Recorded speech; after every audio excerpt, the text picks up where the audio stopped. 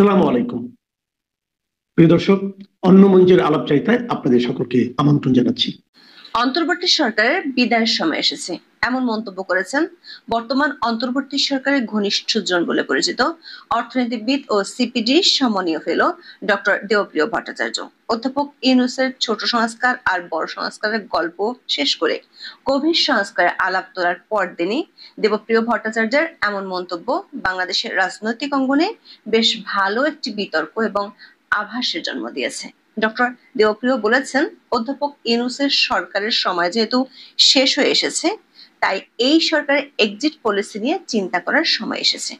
Doctor দেবপ্রিয়র এই বক্তব্য যদি সত্যি হয়, তাহলে প্রশ্ন ওঠে 18 বছর আগের মতোই অধ্যাপক ইউনূসকে কি মাঝপথে রণে ভঙ্গ দিতে হচ্ছে?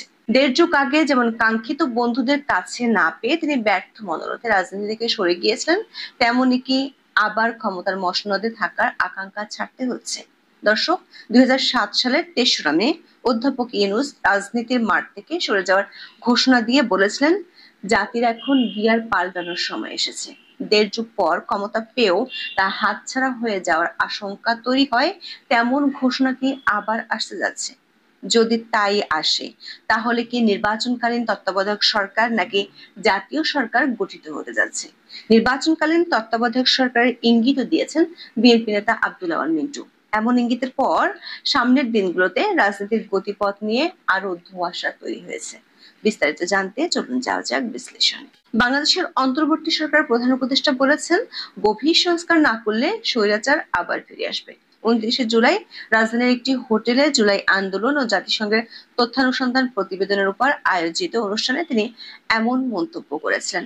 এর আগে তিনি প্রায় শখানেক বার বলেছিলেন, ছোট সংস্কার চাইলে ডিসেম্বরের মধ্যে আর বড় সংস্কার চাইলে জুনের মধ্যে নির্বাচন। কিন্তু অনেকদিন ধরে যখন নির্বাচনের দাবি জোরালো হয়ে আসছে, তার মধ্যে তার এই নতুন করে গভীর সংস্কারের গল্প নির্বাচন নিয়ে আবারও শঙ্কা জাগায়। তার এমন মন্তব্যের একদিন পরই অন্তর্বর্তী সরকারের ঘনিষ্ঠজন বলে পরিচিত ডক্টর দেবপ্রিয় ভট্টাচার্য বললেন ভিন্ন কথা। মন্তব্য করলেন, অধ্যাপক ইউনূসের সরকারের আয়ু ফুরিয়ে এসেছে, যাবার প্রস্তুতি নিতে হবে। সে প্রস্তুতি কেমন ও কি বিষয় হওয়া উচিত সেটিও খোলাসা করেছেন এই অর্থনীতিবিদ। বর্তমান অন্তর্বর্তী সরকার কিভাবে পরবর্তী সরকারের কাছে ক্ষমতা হস্তান্তর করবে তা ঠিক করার পরামর্শ দিয়েছেন তিনি। 30 জুলাই এক সেমিনারে তিনি বলেছেন, ডক্টর ইউনূস সরকারের এক্সিট পলিসি নিয়ে চিন্তা করার সময় এসেছে। তারা যে কাজগুলো করছে সেগুলো আগামী সরকার বৈধতা দিবে কিনা তা নিয়ে ভাবতে হবে। দর্শক, ডক্টর দেবপ্রিয় বর্তমান অন্তর্বর্তী সরকারের যেমন ঘনিষ্ঠজন, তেমনি 2007 সালের সেনা সমর্থিত 111 সরকারেরও ঘনিষ্ঠজন ছিলেন। 111 এর সেনা সমর্থিত সরকারের সময় ওই সরকারের এক্সিট পলিসি নিয়ে তখন বেশ চিন্তার ঝড় উঠেছিল। আর সেই 111 এর সময় জরুরি অবস্থা চলাকালে যখন অন্য রাজনৈতিক দলগুলো রাজনীতির মুখে উচ্চারণ করতে পারত না, তখন অধ্যাপক ইউনূস নতুন রাজনৈতিক দল ঘোষণা করেছেন, আবার 100 দিনের মধ্যে ব্যর্থ মনোরথে বিদায়ও নিয়েছিলেন। ডক্টর দেবপ্রিয়র মুখে বর্তমান সরকারের যে বিদায়ী সুর বেজেছে, তাতে রাজনৈতিক মহলে প্রশ্ন উঠেছে, অধ্যাপক ইউনূস কি তাহলে আরো একবার ব্যর্থ হয়ে বিদায় নিচ্ছেন? 2007 সালের 23 মে তিনি জাতির উদ্দেশ্যে চিঠি লিখে জানিয়েছিলেন কেন তিনি রাজনীতি থেকে বিদায় নিচ্ছেন। দর্শক, তখনকার পরিস্থিতির সাথে বর্তমান পরিস্থিতি এবং সেই চিঠিতে অধ্যাপক ইউনূসের তুলে ধরা কারণগুলোর সাথে বর্তমান সময়ের অনেক কিছুরই মিল খুঁজে পাওয়া যায়। দেখে নেই সেই চিঠির কিছু চুম্বক অংশ, যেগুলো আমাদের সামনে 18 বছর পরও মিলগুলো তুলে ধরবে। অধ্যাপক ইউনূস নোবেল পেয়েছিলেন 2006 সালের 13 অক্টোবর। তখন তার জনপ্রিয়তা আকাশের চেয়েও বেশি। 2007 সালের 20 জানুয়ারিতে হওয়ার কথা ছিল নির্বাচন, কিন্তু 11 জানুয়ারি আকস্মিকভাবে সেনাবাহিনীর সহায়তায় ক্ষমতায় আসে ফখরুদ্দিন সরকার। দেশে চলছিল জরুরি অবস্থা, যার মধ্যে কোনো রাজনৈতিক দলই তাদের কর্মকাণ্ড চালাতে পারেনি। সেই জরুরি অবস্থার মধ্যে ডক্টর ইউনূস মাঠে নামেন নতুন দল গঠন নিয়ে। 2007 সালের 11 ফেব্রুয়ারি ও 22 ফেব্রুয়ারি জাতির উদ্দেশ্যে দুটি চিঠি দেন, ঘোষণা করেন তার পার্টির নাম নাগরিক শক্তি। কিন্তু 3 মে নতুন চিঠিতে আসে শুরুর আগের শেষের গল্প। রাজনীতি থেকে সরে যাওয়ার পিছনে তিনি সেই চিঠিতে বলেছিলেন যাদেরকে সঙ্গে পেলে দল গঠন করে জনগণের সামনে সবল ও উজ্জ্বল বিকল্প রাখা সম্ভব হতো, তাদের তিনি পাচ্ছেন না। আর যারা রাজনৈতিক দলে আছেন তারা দল ছেড়ে আসবে না। 2007 সালের সেই চিঠিতে ডক্টর ইউনূসের নিজের হাতের লেখা একটি লাইন ছিল এমন: আমি রোজ হিসাব মিলিয়ে দেখেছি, জমার ঘরে আমার খুব বেশি থাকছে না, তাহলে আমি জোরালো টিম বানাবো কাদের নিয়ে? দর্শক, এই জমার ঘরে খুব বেশি কিছু না থাকার পরিস্থিতিটা 1.5 যুগ পর ডক্টর ইউনূসের জন্য আবারও তৈরি হয়েছে। সারা দেশে মব সন্ত্রাসকে প্রশ্রয় দিয়ে চেষ্টা করেছিলেন নিয়োগকর্তাদের দলকে এস্টাবলিশ করতে। দলটির নামও দিয়েছেন নিজের আগের দলের কাছাকাছি। আগে ছিল নাগরিক শক্তি, এবার হলো জাতীয় নাগরিক পার্টি। নিয়োগকর্তাদের সরকারের নিচু থেকে উঁচু পর্যায়ে স্থান দিয়ে দলটির শক্ত ভিত দিতে চেয়েছিলেন। সেনাবাহিনী ও পুলিশ প্রহরায় মানুষ বেড়ে দলটিকে সারা দেশে কর্মসূচিও করালেন। বিএনপি সহ একাধিক রাজনৈতিক দলের মুখোমুখি অবস্থানেও দাঁড় করিয়েছেন। কিন্তু নিয়োগকর্তা ছাত্রদের লাগামহীন দুর্নীতি আর চাঁদাবাজিতে ইউনূসের জমার ঘর তো বটেই, পুঁজির ঘরও শূন্য হতে চলেছে। বুঝে গেছেন জোর করে আওয়ামী লীগ ও 14 দলকে ভোটের মাঠ থেকে দূরে রাখছেন, কিন্তু তাতেও এনসিপির জামানত হারানোর ভাগ্য বদলানো যাবে না। কড়া পুলিশ পাহারা না দিতে পারলে বেশিরভাগ ক্ষেত্রে লাঞ্ছিত হওয়ার আশঙ্কা থেকে যাচ্ছে। দর্শক, 2007 সালের 3রা মে সেই চিঠিতে অধ্যাপক ইউনূস লিখেছিলেন, দুর্বল দল নিয়ে দেশে নতুন ধারার রাজনৈতিক পরিমণ্ডল সৃষ্টির চেষ্টা না করে বরং আমরা অপেক্ষা করি অন্য কেউ এই প্রচেষ্টা নিক এবং সফল হোক। তার সেই চেষ্টার সুযোগ এসেছিল 2024 সালের 5ই আগস্ট। ছাত্রদের দলকে সব ধরনের সুযোগ দিয়ে সে চেষ্টাও করেছিলেন, যেমনটা তিনি বলতেন 2007 সালে। দর্শক, গত 11 মাসে অধ্যাপক ইউনূস সুযোগ পেলেই দাবি করেছেন জাতি গঠনের এমন সুযোগ আর আসবে না। একই দাবি তিনি 18 বছর আগে 111 সরকারের সময় করতেন। সে কথা তার সেই চিঠিতে উল্লেখ ছিল। তবে চিঠির সবচেয়ে গুরুত্বপূর্ণ অংশটি ছিল শেষাংশে, যেখানে লেখা ছিল রাজনৈতিক এবং অর্থনৈতিক গতিপথে জাতির এখন গিয়ার পাল্টানোর সময় এসে গেছে। আর বর্তমান প্রেক্ষাপটে সেই ইঙ্গিত দিয়েছেন ডক্টর দেবপ্রিয় ভট্টাচার্য, যিনি 2007 সালে অধ্যাপক ইউনূসের রাজনৈতিক দল গঠনের ক্ষেত্রে পর্দার আড়ালের লোক বলেই পরিচিত। ইঙ্গিত দিয়ে পরিষ্কার করেছেন 111 সরকারের মতোই পরে নির্বাচিত সরকারের সাথে সমঝোতায় যাওয়ার। খুঁজতে বলেছেন এক্সিট রুল, ঠিক করতে বলেছেন পলিসি। সরকার সমর্থকদের মধ্যে কেউ কেউ সামাজিক মাধ্যমে পোস্ট দিচ্ছেন মেঘের ঘন ঘটা। সূত্রগুলো বলছে, গত বছর অগস্টে ডক্টর ইউনূসকে যেসব দেশীয় ও বিদেশি মিত্র অকুণ্ঠ সমর্থন দিয়েছেন, যারা চেয়েছিলেন অধ্যাপক ইউনূস কমপক্ষে 3 বছর থাকুক, তারা এখন মুখ ফিরিয়ে নিয়েছেন। জঙ্গিবাদ ও দক্ষিণপন্থীদের উত্থান, সংখ্যালঘু নির্যাতন, অর্থনীতির বেহাল দশা, আন্তর্জাতিক অঙ্গনে ভাবমূর্তি নষ্ট হওয়া, সব মিলে অধ্যাপক ইউনূসের অবস্থা কোণঠাসা।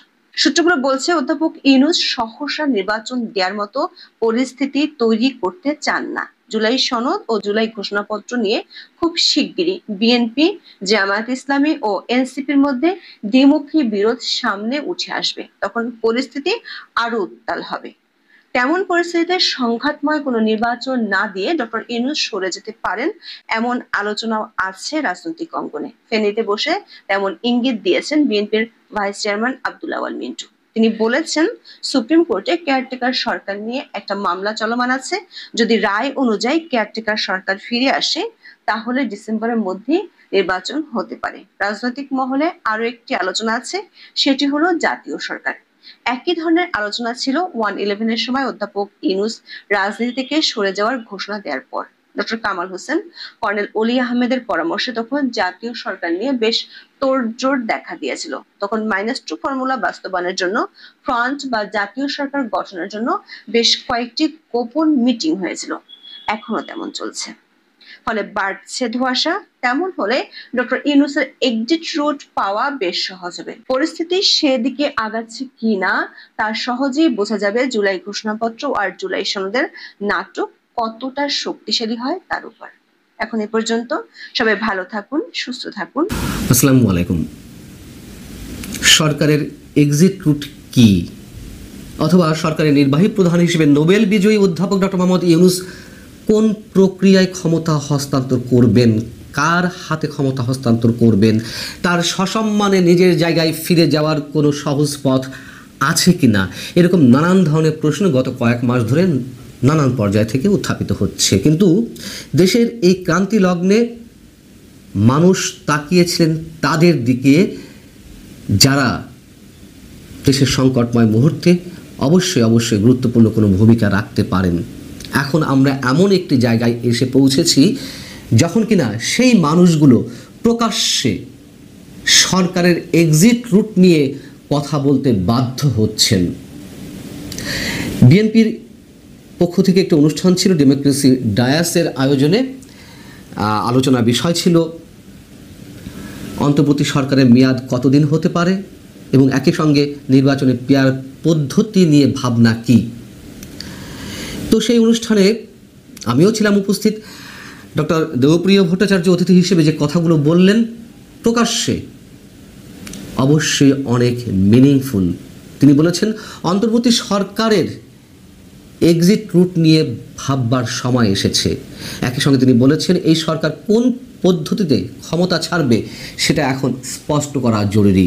সরকার যতদিন বর্তমান সরকার যতদিন ক্ষমতায় থাকবে সংকট ততই গভীর হবে।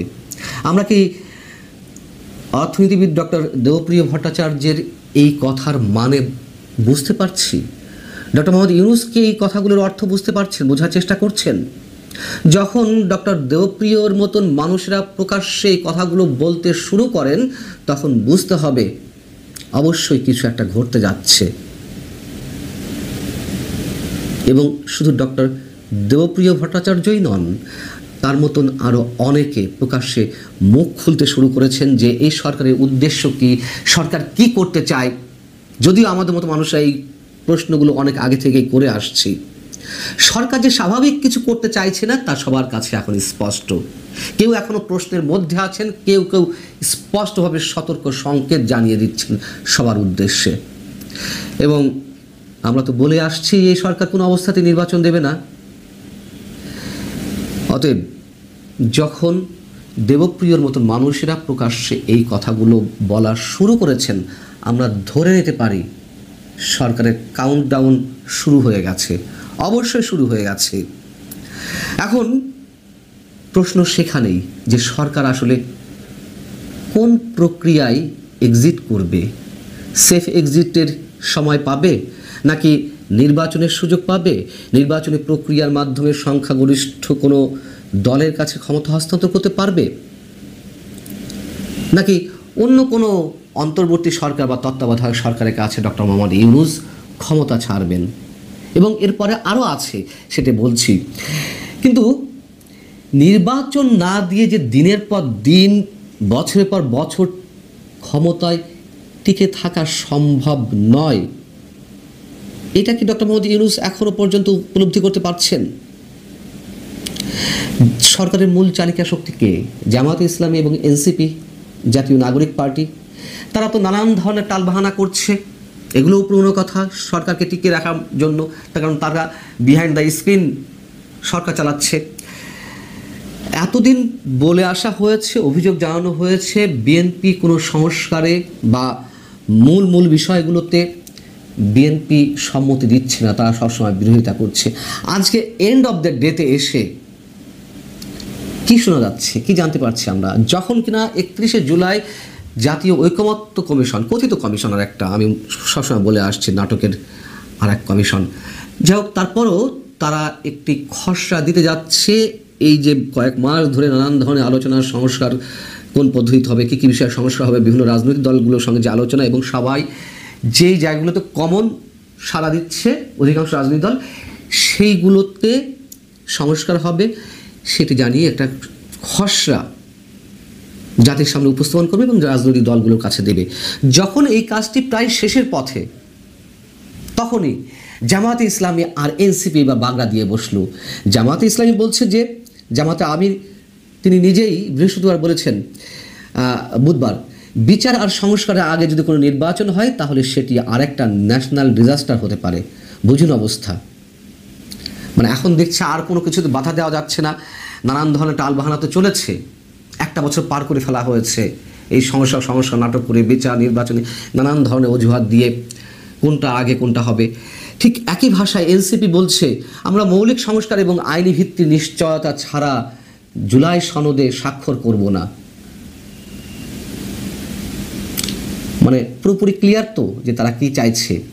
মনে করুন যে সব সংস্কার হয়তো এক সপ্তাহের মধ্যে হয়ে গেল, কল্পনা করুন একেবারে অবাস্তব পরিকল্পনাটাই আমরা করে ফেলি, তারপরেও তারা আবার নতুন অজুহাত দেবে। এবং বারবার বলে আসছে দেশের সামগ্রিক পরিস্থিতি এমন একটা পর্যায়ে নিয়ে যাওয়া হবে যখন বলা হবে এই অবস্থা নির্বাচন দেওয়া সম্ভব না। এগুলোও বলা হয়ে গেছে অলরেডি। তাদের নাটকের কোনো শেষ নেই। এবং যে বিএনপির প্রতি অভিযোগ জানানো হচ্ছিল সেই বিএনপি তো অনেক কিছু মেনে নিয়েছে, এখন বাধা হয়ে দাঁড়াচ্ছে জামাতে ইসলামী এবং এনসিপি সোনাই সোহাগা।